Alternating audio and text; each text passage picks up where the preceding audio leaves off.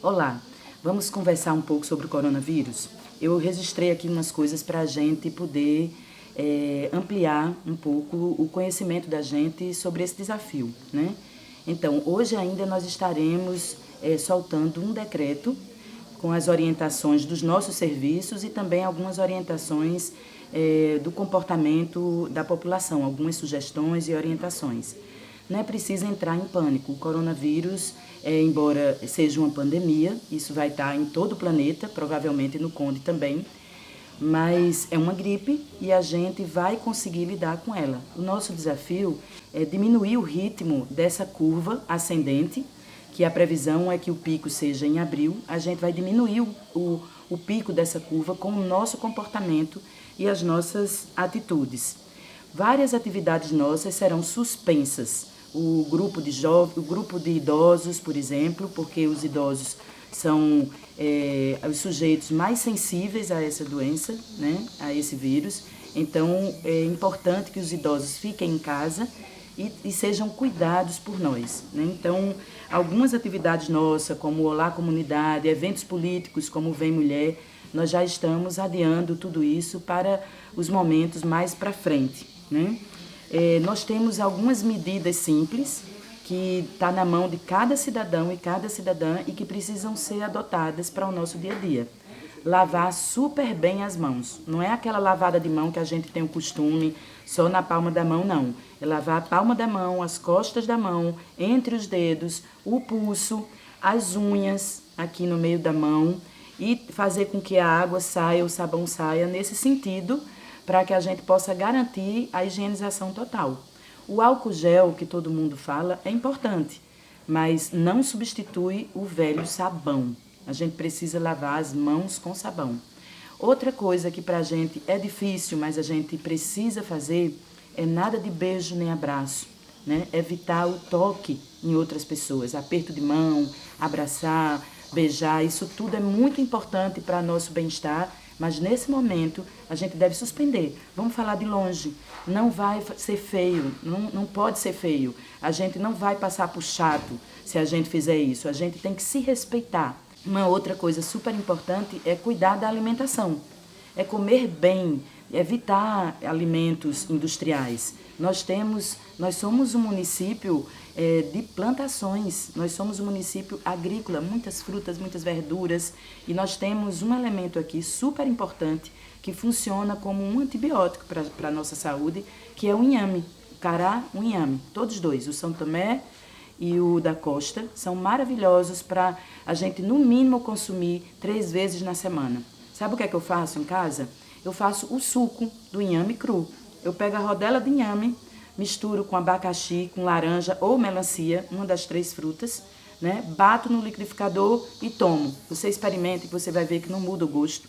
É uma delícia e você está tomando um fortificante que vai evitar, certamente, que a sua imunidade caia e você fique sujeito a pegar essa ou outras doenças, né? Uma coisa fundamental que a gente tem que entender de uma vez por todas. Se você tiver com os sintomas, porque os sintomas são muito parecidos com os sintomas da gripe, de um resfriado, de uma virose, né? Se você tiver com os sintomas, seja uma dessas coisas, fique em casa. Não saia correndo para a unidade básica. Fique em casa. Trate como se fosse uma gripe comum em casa.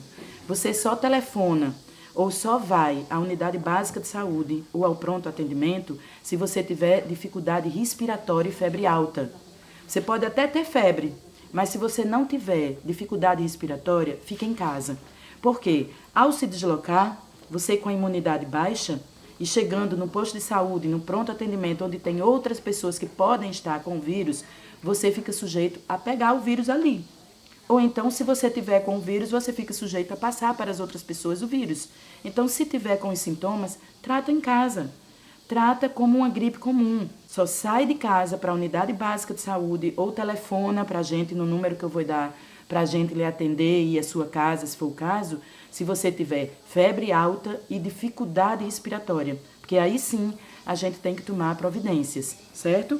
No mais, essa virose, essa gripe, que é o coronavírus, ela vai passar como outra gripe em casa também, certo?